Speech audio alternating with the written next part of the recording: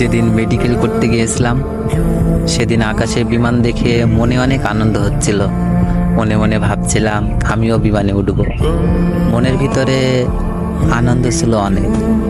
তারপর যখন ভিসা বের হলো তখন থেকেই কেন জানি না মনটা প্রচণ্ড খারাপ হয়ে গেল। মনে মনে ভাবতাম বাবা মা ভাই বোন সবাইকে ছেড়ে চলে যেতে হবে। এই ভেবে রাত্রিবেলা বসে বসে কান্না করতাম। যখন আমার বিদেশে আসার ডেট হয়ে গেল তখন আমি প্রচণ্ড ভেঙে পড়লাম। আর যেদিন বিমানে উঠলাম সেদিন যেন আমার মুখ থেকে হাসিগুলো বিচ্ছিন্ন হয়ে গেল।